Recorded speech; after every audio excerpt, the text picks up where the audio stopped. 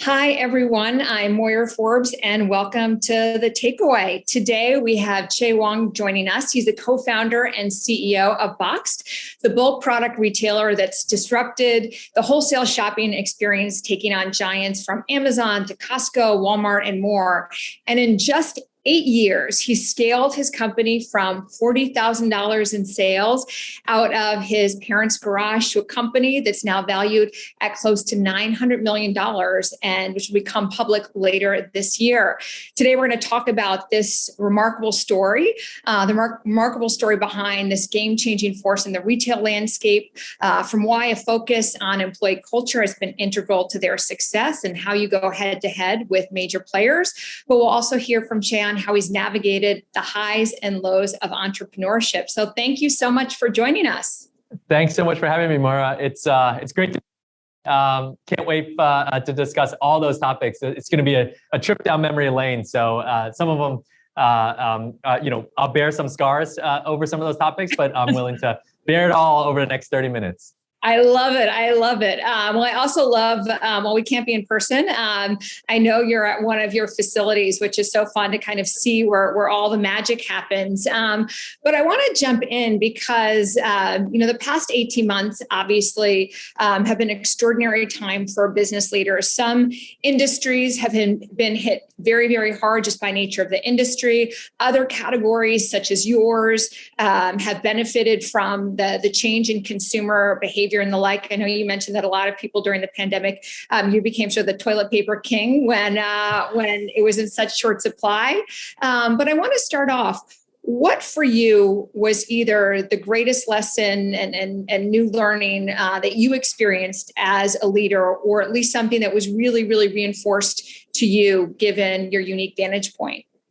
Yeah, even before I answer that, if you just imagine like this time last year, or maybe a little more than a year ago, as you know, there was the great paper towel and toilet paper shortage of the world going on.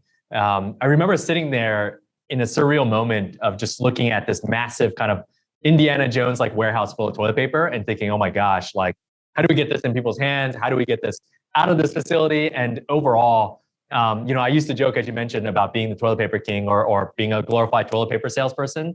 And I never would have imagined in a million years that was the job to have in 2020. And so you can imagine friends, family, people I hadn't talked to in 20 years, like texting me, hey, is this still your number? I didn't know, right? So I became that hookup for toilet paper. And I actually drove my car around, dropping off toilet paper to friends and family's homes for some of that time during those crazy days. But the lesson I really learned at that time was that doing the right thing and doing good by folks will always pay off, even if it doesn't pay off right there in front of you. But over time, if you're confident that you have that time horizon in terms of your patience and having it pay off, it absolutely will. So what do I mean by that? If you Google what Box does, like half of what comes up is what we do, but the other half is how we do it, how we treat folks, how we treat customers. And so I feel like all those years of depositing goodwill into that piggy bank paid off in the pandemic because we didn't have kind of labor disruptions. Everyone came to work. Everyone trusted that we were going to do what we could to keep them safe. And we didn't have like a massive walkout like you saw other companies have. And, I feel like all those years of maybe investing way more than our counterparts in that frontline staff really paid off. And I was a bit vindicated. I want to talk a little bit about, how you've really sort of infused this culture of purpose and meaning and this humanity people have called in leadership, which, all leaders, should be leading from that vantage point, but you all have certainly set a model that so many now look to and applaud, especially right now. But I want to go back to the beginning because Boxed was your second entrepreneurial venture. You had a very, very successful company in the gaming arena that you sold. But in 2013, when you launched the company, an online store selling household items at wholesale would probably not have seemed like a multi-million business dollar idea to many, especially when you were competing against these large Goliath players like Amazon and the like, a very, very thin margin industry, a lot of skepticism. For an entrepreneur, ideas of potential solutions are something that I think come very easily. But how did you know that Boxed was the idea, the one that was actually worth pursuing, especially when there were so many skeptics? Yeah, it was really hard. Back in 2015, even kind of going to some of the most forward-thinking innovators, investors in the world. I mean, you could tell them you could basically tell that they were like, what are you talking about? Like, e-commerce is over. Like, e-commerce was such an early 2000 idea. The stage is set, it's done. Why would we ever invest in this again? And so those same investors, some of them are placing gigantic checks into e-commerce these days. So I'm like, I remember a day when you were like, e-commerce is over. So, but I'll keep my mouth shut. But there was a lot of skepticism. I think, my overall thought process in picking ideas and what to really go after can be kind of broken down into not only the practical, but also the personal. So the practical component of it is that, is it a big idea? Is it like a problem that not even just 100,000 people in America have or around the world, but millions and millions of people have this problem, because you're not going to be able to reach them all. And so if you reach a subset of the folks having that problem, can it still be a big business? And oftentimes I think entrepreneurs think a little bit too small and saying, well, I know at least 100 people that with that problem. Well, if only 10 of them sign up, it's not going to be a very big business. And so really, at least for a venture funded business, thinking big. The personal side of it, hopefully will resonate with everyone watching here today, is really the idea. It's like, you just know it. You lose sleep over it. And in my judgment, it's like, if someone else did it and did it successfully, you never would be able to live it down. Like, you never would be able to live with yourself. If you have that idea, you're losing sleep constantly over it. It is so obvious for you. And that if someone else did it and did it successfully, man, just 20, 30 years from now, you would look back and say, why didn't I do that? And I think for our idea of selling consumer packaged goods online in a big way was that idea. And we went after it, even though there was so much skepticism. You talk about the fact that you think entrepreneurs need to think a lot bigger. And sometimes when you think a lot bigger, that means going into industries where they may be huge markets, but it's really, really competitive. And you guys were the scrappy new entrants that navigated against these really, really large, already established retail and e-commerce companies. You said that you weren't necessarily competing, in the traditional sense in terms of the business model with Amazon and the like, but how did you think about developing a strategy where you could carve out a place to own? And what advice do you give other entrepreneurs who may be either intimidated or don't see the possibility of going into such an established industry? Time and time again, we hear, that the big players are just going to crush the newcomers. Yeah, I think, this is a very sensitive topic for me personally, because I feel like I am a little bit different in that sense. I'm not a skier, but if there was like a black diamond kind of hill, I'm like, that's the one I'm picking. And it's not for everyone, right? You have to have the stomach for it and know what you're getting yourself into. I always felt like, well, if it's a big established market, there is so much opportunity, because no company can do everything well. And so if you got in there, the market's already established, it's gigantic. You can, with a few right moves, carve a niche out for yourself, which in such a big market will actually be multi-million, multi-hundred million, multi-billion. In our category, if we became a $5 billion company selling laundry detergent and cookies to folks around the country, we would still be probably one of the smaller players in this industry, which has attracted me to it. On the other side, you have kind of the blue ocean approach, but there's, which is great, and I think it's blue ocean. There's not a lot of folks in the waters, but at the same time, sometimes those waters never develop, or those waters lead to nothing. And so it's not like one is theoretically safer than the other. Both have its inherent risk. But I think the common thread, to your question before, is the biggest lesson I learned is you just have to do it. You could plan all you want. It's like, everyone has a plan until they get punched in the face. And believe me, entrepreneurship is like the second you start is the second you're gonna get punched in the face. And so just getting started is so critical. I want to talk about that concept of getting punched in the face, because you've talked so much about the fact that entrepreneurship is a roller coaster ride. It's getting punched in the face day in and day out. You talk so much. You guys had obviously incredible growth, and there are those punches in the face no matter what stage of the business that you're in. But when you started out in those early days, you talked about the skeptics, the doubters. I would imagine there was a lot of pressure because you'd taken on money from investors, friends and family, and it took some time for the business to gain momentum. CPG companies laughed in your face. The order flow was slow, to say the least, in the early days.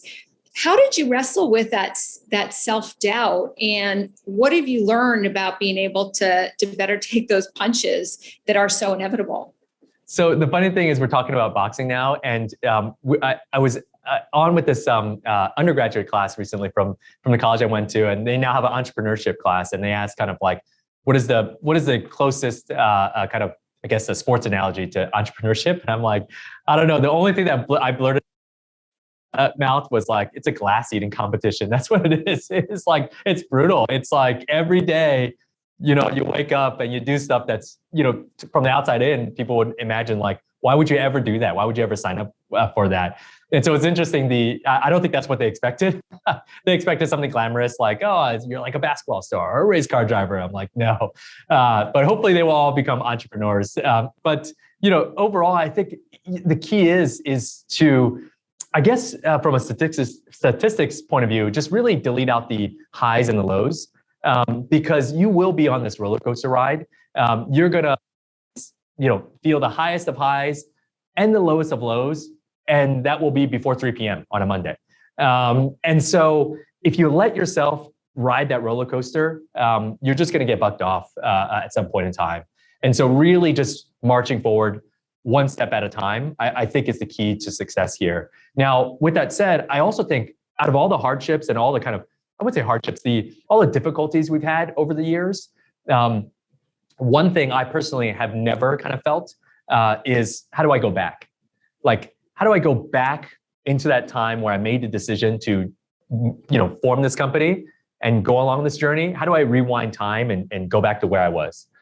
And it's kind of like, once you take the plunge, you're just trying to think about how to swim, how to make sure that you're not going to sink.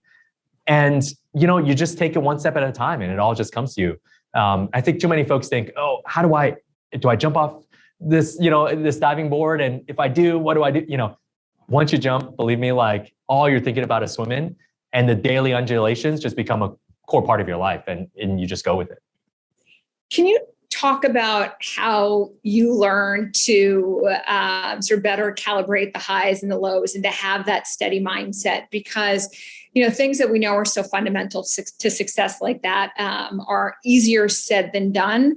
Are there certain strategies or things that you learn that really help you be able to maintain that level of focus, that level of being so steady-handed amidst this really, really chaotic and challenging environment?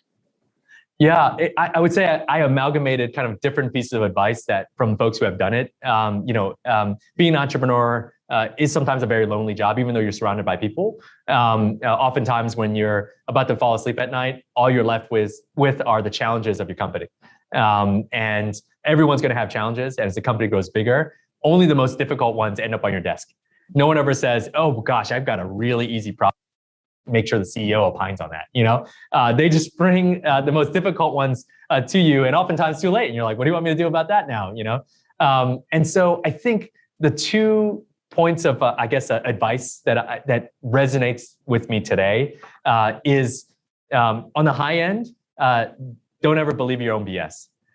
Because you're going to have, if you're successful, the press will write about you. You'll be interviewed by Moira Forbes, and so there's an easy kind of way it's an easy path down to like thinking that your ideas and what you do, it truly is at a different level. And I think maybe even if that's so, but for you to believe your own BS, that's a really dangerous path to go down. So that's kind of my upper limits of like thinking before I talk and saying, do I really believe that? Is that really real? Or am I starting to believe my own BS, And then on the downside, I'm sure you've heard this quote as well. No, nothing's ever as bad as you think it is.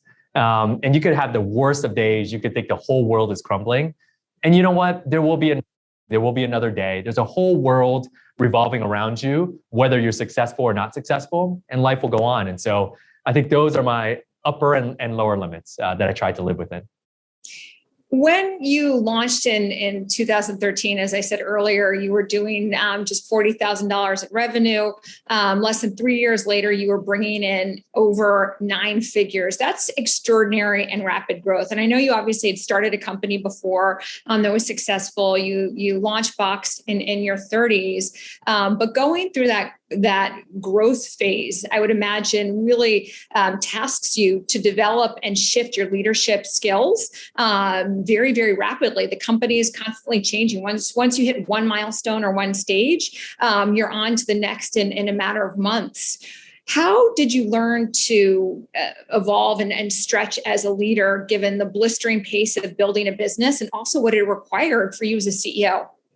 So I'm still in my 30s, Moira, for a few more weeks. And so so I like to remind all my friends who are just like, hey, you're joining us in the 40s now. And I'm like, not yet, a few more weeks. But yeah, I've learned and grown so much in this past decade.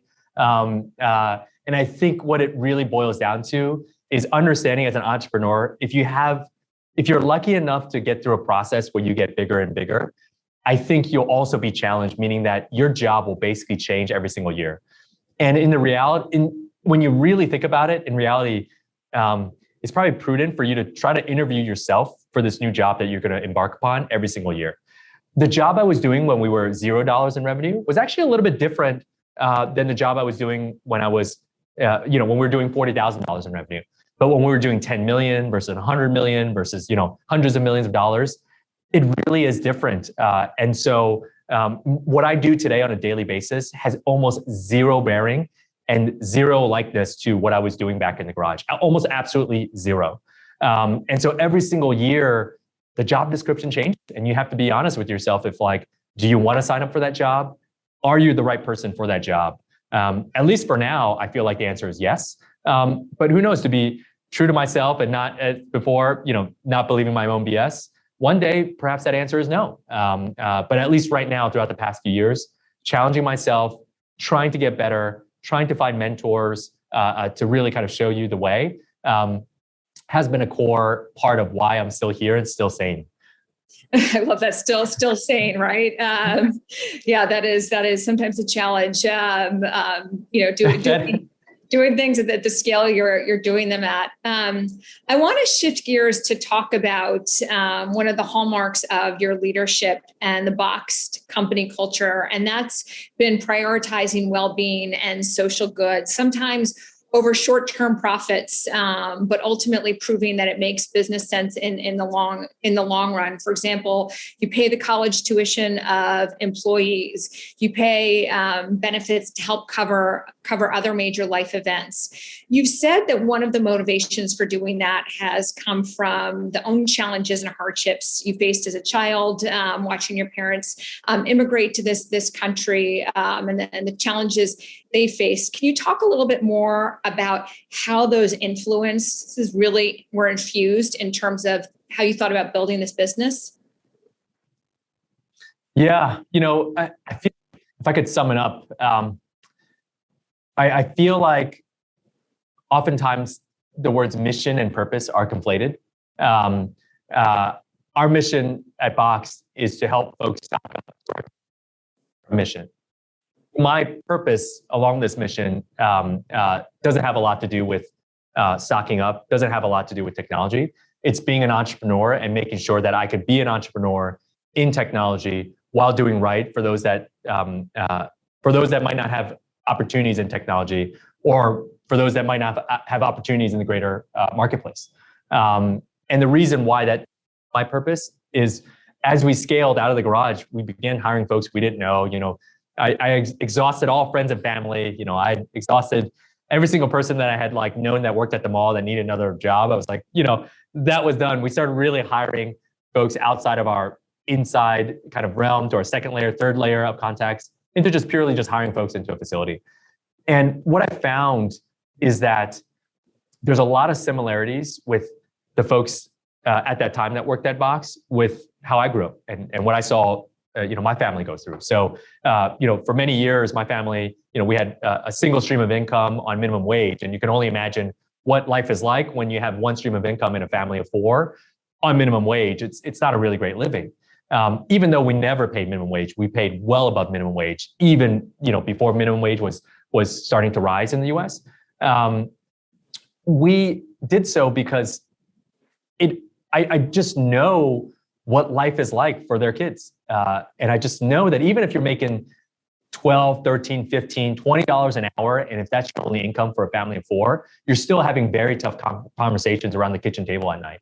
And having lived through that, I just couldn't turn around and suddenly be like, well, I'm now in the position of power and say, tough luck, we got out of it. Good luck to you guys as well. That we had to do at least what we could to make their lives a little easier. It's not rocket science. It's not like giving away the farm, but there's little things we do that just makes them feel they're respected, makes them feel like they have a career path here.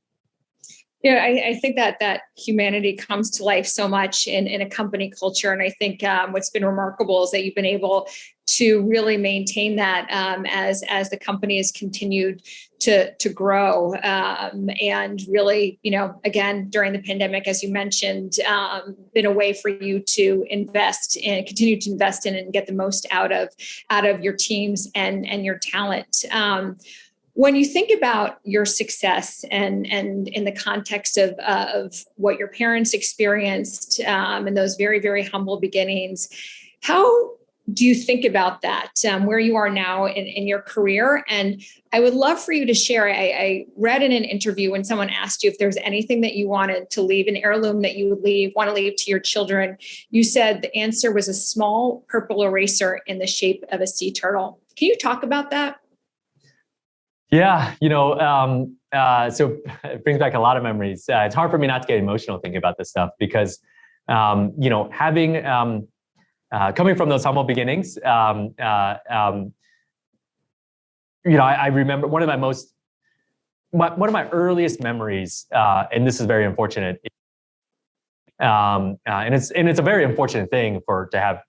I had a lot of great childhood memories, but one of my earliest ones was that situation. So we were going on a field trip. I was in kindergarten. We were in Baltimore. Went to the National Aquarium at the Inner Harbor there, and I remember at the end of the trip, we all went to the souvenir shop, and all the kids had like $5 or whatever. The kind of the manual or the sheet, the instruction sheet, whatever it is to have your kids go on this field trip is like pack your lunch, give them $5, whatever it is. I was the only kid that didn't have any money, and so I thought that maybe they had forgotten. And it's not a good feeling anytime. And in kindergarten, you sure as heck know when you're the only kid that doesn't have something.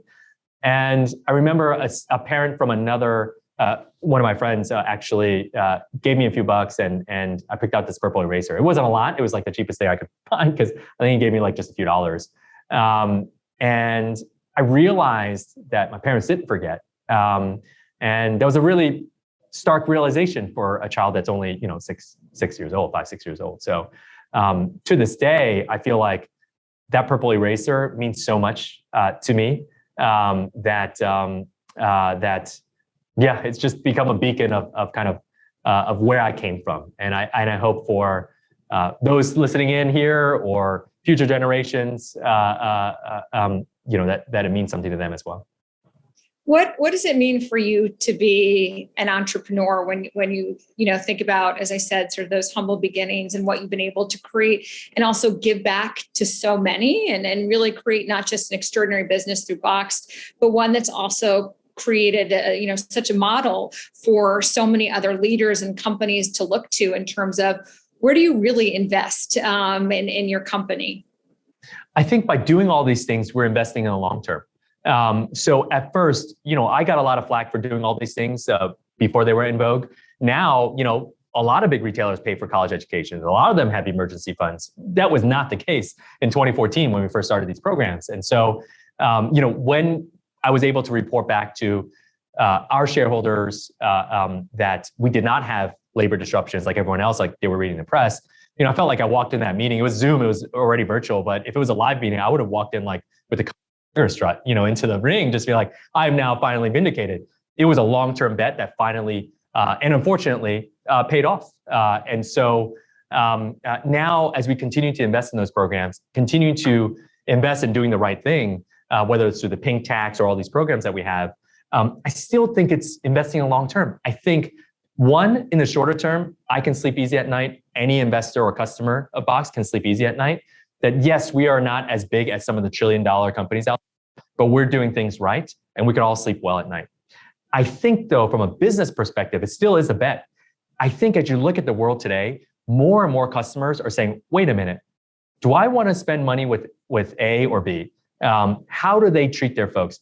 What impact do they have on the environment? It is like people are starting to really vote with their wallets. And so I think over time, that trend is not going anywhere, especially if you talk to younger shoppers. And so over time, I think if we're long on this company, 2, 5, 10 years, I think people will start to say, you know what, if I could buy toilet paper in a lot of different places, I heard that guy Chieh talk, I think chances are probably, I hope most folks are like, wow, what a jerk. I can't wait to spend money elsewhere. It's like, I got to buy it anyway. Why don't I spend money with the company that's doing the right thing? We're trying to do the right thing. So I think it is still a long-term bet.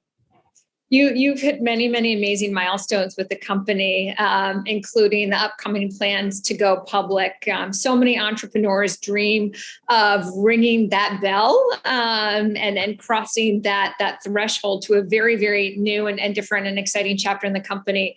When you do that, what will that moment represent to you? I hope it will represent a beginning for everyone that comes after me. There are easier ways in life to make money than being a public company CEO. All my public company CEO friends have rightfully probably warned me about that. It's like, you sure you want to do this? But I hope, and this might be a little bit esoteric, but I hope that everyone that I talk to, whether it's students in my old school, students in underprivileged communities, students in minority communities, doesn't really matter, but I hope to be something that those folks can say, you know what, if that person did it, then I have a chance at doing it. And I know that undersells me because maybe it's like, they're like, oh man, if that idiot can do it, so can I. That's fine if you feel that way. Because, no matter what, I think it's good when progress is made. From a personal and selfish perspective, I do think that there aren't many entrepreneurs who took an idea around the kitchen table, started in a garage and ended up ringing that bell at kind of the center of the financial world. And so, I'll be awfully proud to kind of place my name amongst those that have done it before. I love that. It is, a very iconic moment. So as we begin to wrap up, I end all these conversations with a really quick speed round just to get every last little piece of knowledge. Okay, I'm ready. I'm ready. Right? No pressure. No, I'm kidding. Okay, here we go. People would love to know, what was the first item that you boxed? Oh, it was laundry detergent pods, paper towels, and fabric softener. So not the sexiest start to the business, I'm sure, but I didn't go to college to box, fabric softener, but overall, that was the first order that we sold. We wrote a note, we signed the inside of the box. And then we like kids, we drew like the outline of our hand on the box because we all had packed it together. And we said, if you keep this box, we promise if we get big, we'll buy it from you for a really handsome sum. And so we wrote back to him years later and saying, do you still have the box? He was like, I don't have that box. I threw it away the second I got it. And so it's unfortunate because we would have bought it back. I love it. One man's trash is another man's truly. When you wake up in the morning, what's one thing you do to help yourself have a more productive or focused day?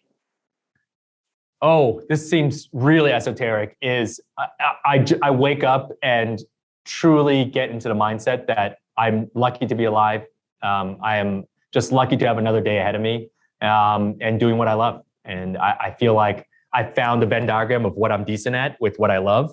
and that overlap in the middle is my daily life. As stressful as it is, I would have it no other way. And I feel lucky every single morning I wake up. If you had to describe the core of who you are, your DNA, in 3 words, what would they be?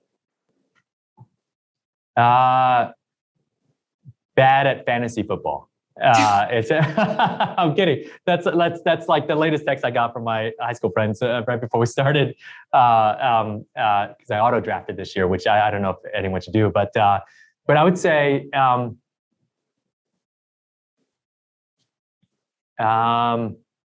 sorry, I know we're at time, but this is a very challenging question. I would say a